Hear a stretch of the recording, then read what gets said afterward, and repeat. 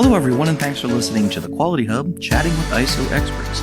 I'm your host, Xavier Francis, and I'm here with Diana Verbeck, Project Manager, and Ty Elliott, Consultant here at Core Business Solutions.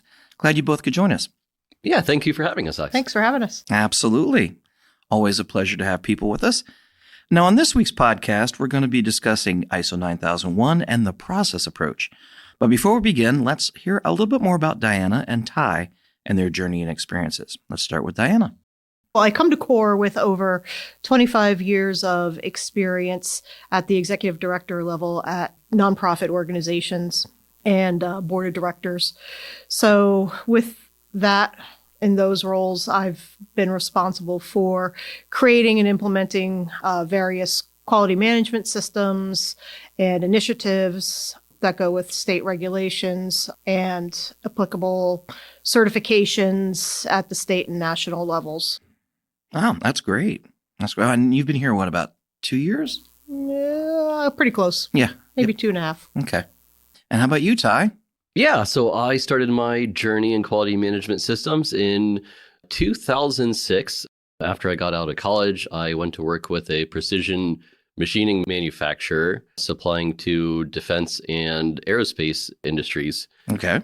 At the time, they were ISO 9001. I started in operations, so I got to see how those requirements affected the people on the floor. Mm-hmm. Worked with the quality management system, went through AS 9100 certification, and I've gotten to know a lot more about standards in my time working here at Core. Yeah, that's great. When you've been here about how long? 2 years now. 2 years. So you guys are about the same. Well, this is great. Glad you're both here. So we're going to be talking about the process approach, and I'm going to start with section 0.3 in the ISO standard of 9001. And it reads, and it's long, so bear with us. This international standard promotes the adoption of a process approach when developing, implementing, and improving the effectiveness of a quality management system to enhance customer satisfaction by meeting customer requirements. Specific requirements considered essential to the adoption of a process approach are included in 4.4. Understanding and managing interrelated processes as a system contributes to the organization's effectiveness and efficiency in achieving its intended results. This approach enables the organization to control the interrelationships and interdependencies among the processes of the system so that the overall performance of the organization can be enhanced. The process approach involves the systematic definition and management of processes and their interactions so as to achieve the intended results in accordance with the quality policy and strategic direction of the organization. Management of the processes and the system as a whole can be achieved by using the PDCA cycle, Plan, Do, Check, Act cycle, with an overall focus on risk-based thinking aimed at taking advantage of the opportunities and preventing undesirable results. The application of the process approach and a quality management system enables A, understanding the consistency and meeting requirements, B, the consideration of processes in terms of added value, C, the achievement of effective process performance, and D, improvement of processes based on evaluation of data and information. Wow. Anybody still with us? Yeah. Yep. All right, yep, cool. Yep. Standard can be a little dry at times. Yeah, a little dry. How about that? Yeah. That's what we're here for. All right. So, Ty, what does that mean? Yeah, so the ISO 9001 standard and all the related standards begin with that introductory section 0. That's where we find 0.3, the process approach. Okay. If you're going to create a quality management system for your organization, you'll need to know what the processes of your business are that fall under the QMS. The process approach provides considerations needed while defining your processes, such as inputs, outputs, activities, and control points. All right. So do you have any examples you might be able to help with our listeners? Yeah, so let's take a sales process, for example. Okay. Inputs might include your request for quotes coming from your customers or prints and diagrams that define requirements. Activities might include a review of requirements, generating your quote or proposal, and reviewing incoming POs or contracts for accuracy and to ensure that you can meet all those requirements. Okay. Those reviews would be control points too. We also want to align with risk-based thinking by defining the risks or what could go wrong during that process. Okay. Identifying risks during process planning will give you a good list of overall business and operational risks that you can use to identify needed improvements, as well as satisfy other requirements of the standard. All right, so that's pretty clear. So how do we at CORE approach the process approach? Not to double up on approaches, but how do we look at this and define it, and how do we approach it? Sure. While your organization may have many individual processes, it's easier during the initial planning stage to define overall key processes vital to the business. Okay. These may include a sales or business development process to identify requirements and process orders, a purchasing and receiving process if you're working with materials or products, and an order fulfillment process to define how you're manufacturing a product or providing services to your customer. Alrighty. Yeah, so you'll end up with a list of key processes that describe your business from start to finish or from quote to delivery. All right. Then you can build an interaction of processes diagram showing how they all work together. And then to align with the plan, do, check, act cycle that ISO is very fond of. Yes, it is. We can define at what point in that cycle the process falls. All right, I'm beginning to see how all this works together as a whole, and it's kind of cool. Now, Diana, how can organizations document and describe their processes effectively to ensure clarity and consistency? Ty certainly covered a lot of them, but I'm going to try and put them in order for everybody. So Okay.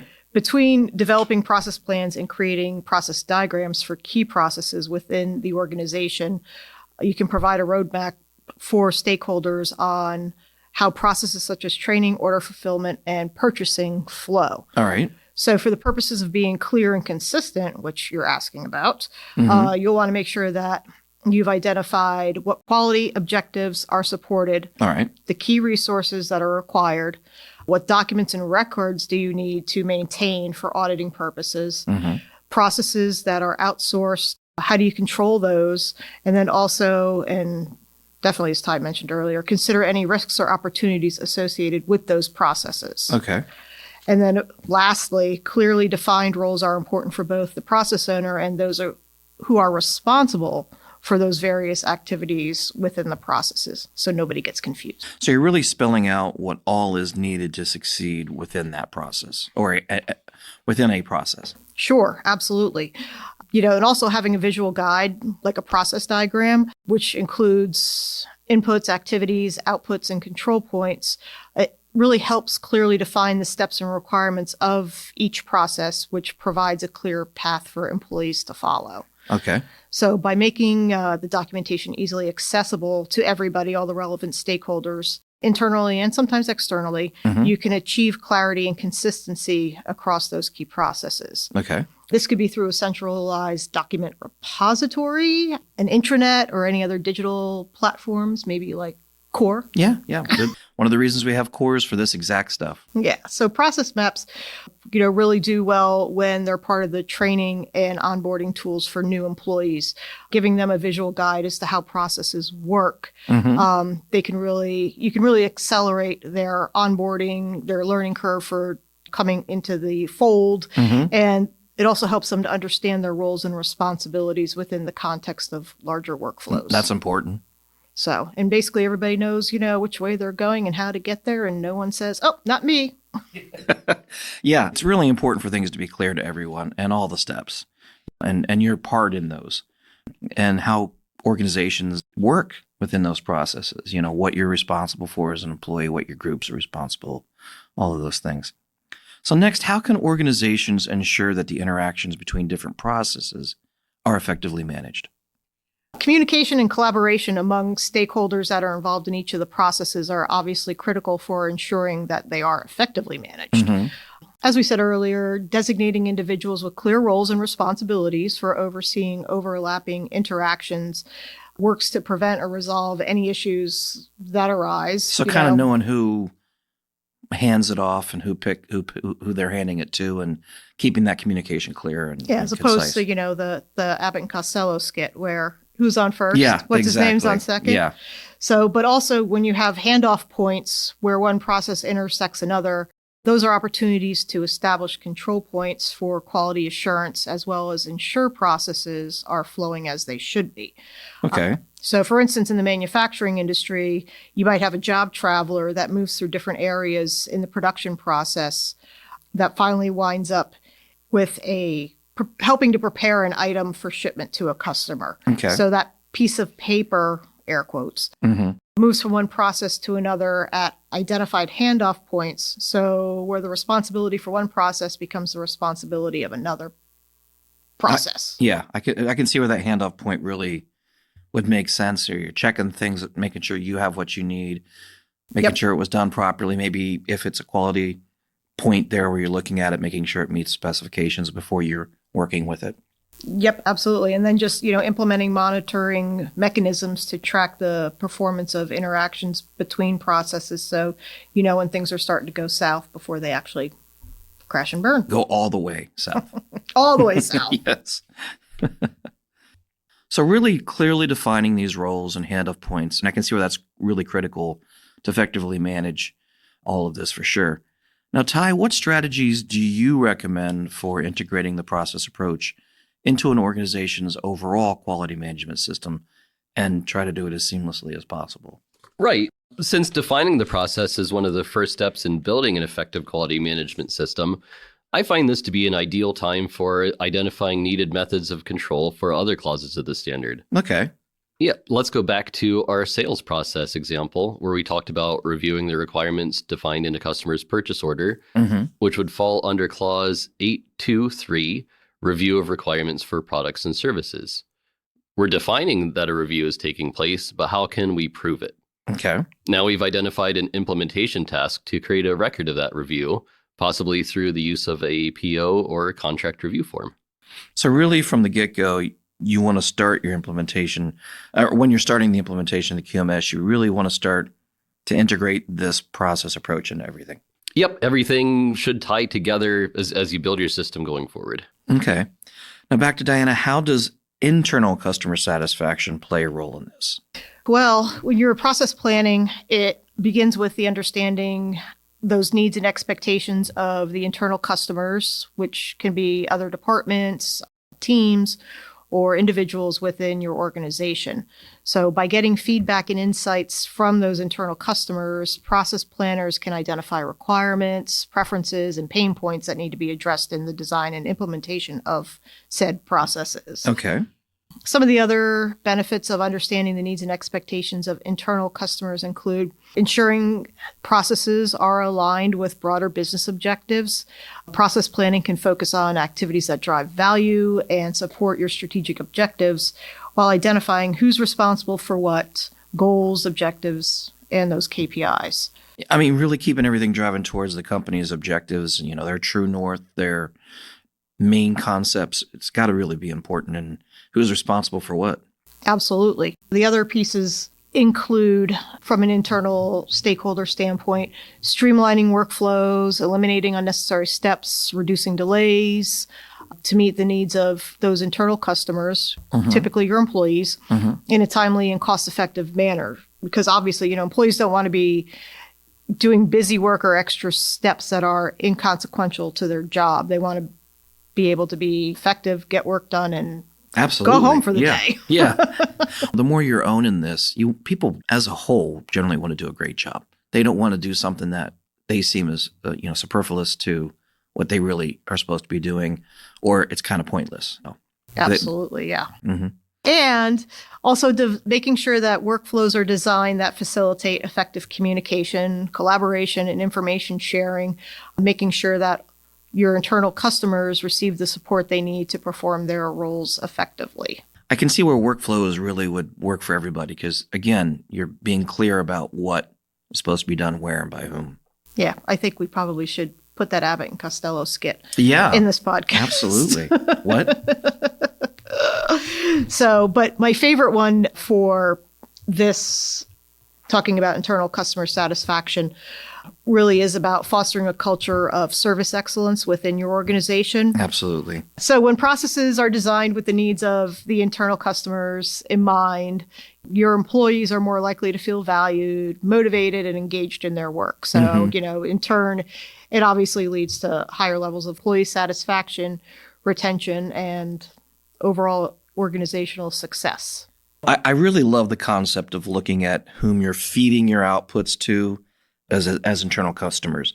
I really do think it helps everyone to do their best for the next people in line that's going to get your output. To me, it's not, it's just a different point of view, but I think it really helps because you're not just like, oh, I got to get this ready for the next person. It's like, they're my customer. I want to give them my best, which it's a really neat point of view. Yep. Everybody wants to have pride in their work. Absolutely. So next, Ty, could you discuss the role of performance metrics in measuring the effectiveness and the efficiency of processes and how organizations can establish, metrics that are meaningful? Yeah, so we're going to have two kinds of metrics that we're talking about.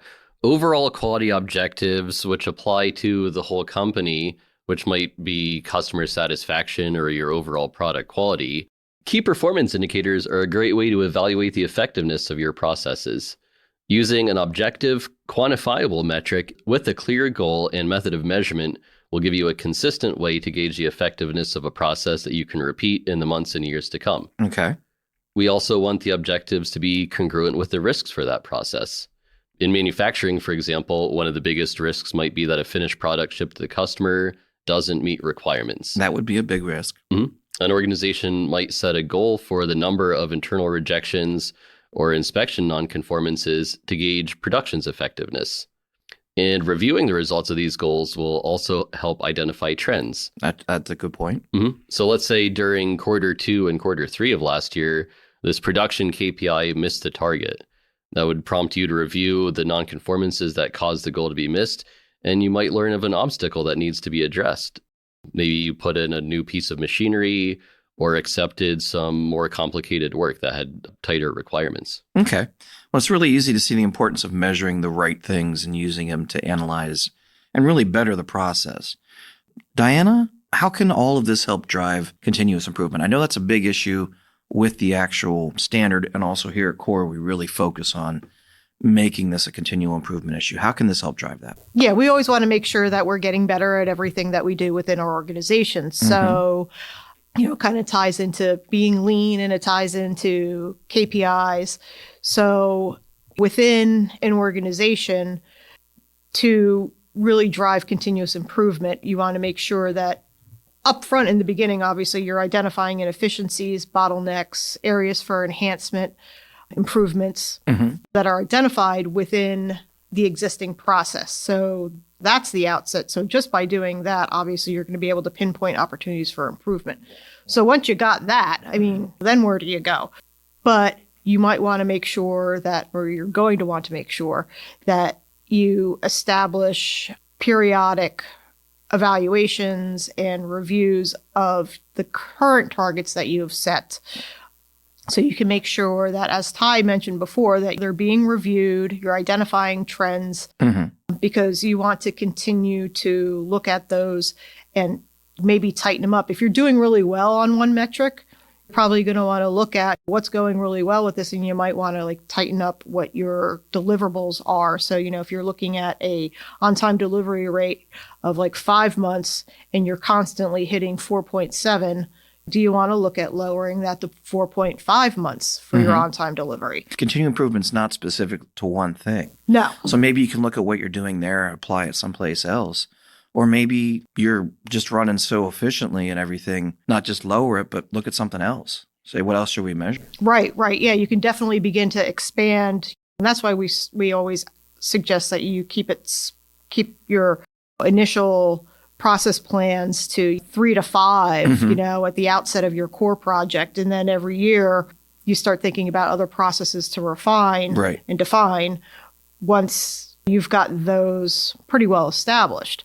Right. But the cool thing about process planning is it also enables organizations to adapt to changes that come at you from the internal and external environment, such as shifting market conditions, tech advances, or the big one, regulatory requirements that you don't really have much say in. So, but continuous improvement ensures that processes evolve to meet those new challenges and capitalize on any emerging opportunities. And again, that's why you look at your risks and your opportunities. But effective process planning at its core, no pun intended, requires leadership support and commitment to continuous improvement. Leaders are the ones who set the tone for the organization's culture and are the ones who allocate those resources that are necessary to support improvement initiatives. Absolutely. So by championing a culture of continuous improvement, The leaders inspire and motivate their employees to actively engage in making processes better. Well, and I think going into that, and you spoke to it earlier, where you're dealing with, you want your employees to be happy, you want to retain them, getting buy-in and giving them some kind of say. If they're going to be responsible for something, a lot of times people want to own it.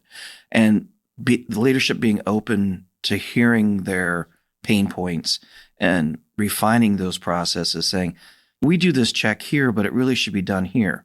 Or we're doing it twice. We don't really need to check it here, but we need to check it earlier or a step later, or maybe not at all. Put something else in there. Listening to those things really is going to help drive that continuous improvement and also drive that culture. Yep. Culture is definitely a top-down sort of thing. Yeah, absolutely. Leadership owns it, but it's gotta be something that people feel comfortable with doing and communicating and engaging with that workforce. Yep, it's got to sit well with them, because those are the folks that have their boots on the ground and are really making things happen for the leadership. So you want to make sure everybody's on the same page and looking in the right direction to move the organization forward. And they're the ones using the processes. Yep. So why not listen to them? Yep. Who better to know whether there's a problem or not than the people doing it? Well, these have been some awesome points today, both Diana and Ty. Really appreciate them. Do either one of you have any last things you want to point out or mention about the process approach? Yeah, so while we're talking about ownership, buy-in, and the chain of command from your frontline operators up to top management, when you're defining these processes, it's really a good idea to get everyone involved and review these things, kind of walk through them, just like rehearsing a play. You might find a weakness or vulnerability. Here's a step where we do need some kind of control, or we need somebody else to double check or sign off on it. So like I said, just defining, rehearsing it, walk through it, and make sure that it's aligning with how your practice is running and what you need to do to meet all those requirements. Yeah. And again, getting all the parties that are involved in the part of that is paramount to get a good process and to get buy-in and the culture of we're all in this together. Diana, do you have anything? No, I think just to piggyback real quick on what Ty said, though, is as far as when you're running through a dry run of a process, doing the dress rehearsal, it's really important to make sure that not only are the folks that are involved directly with that process, but those handoff points. So if somebody changes a process on one side of the production floor, that the folks on shipping are aware of how that might affect them, and they're not left hanging being like, oh, we should have gotten that by now. So making sure all that is communicated. So really seeing that workflow, that flow of it, the handing it off, that my output to the other person's input. If I'm changing it somehow, how does it affect those downstream? Right, because they definitely, processes don't live in isolation of one another. They don't. Well, it's been great. Really appreciate both you being here and for all the information. We really appreciate it. Well, thanks for having us. Yeah, thank you, X. It's been my pleasure. Absolutely. And we want to thank everyone who's listened to our podcast today. We hope it's been informative for you. And if you're looking for more information about Core Business Solutions and how we can help with your ISO certification, cybersecurity, or even customized training, please email us at info@thecoresolution.com. You can also visit our website at www.thecoresolution.com. And if you haven't already followed us on your favorite podcast platform or YouTube, be sure to do so, and that way you won't miss the next Quality Hub podcast once it's released next week. Have a great day, everyone.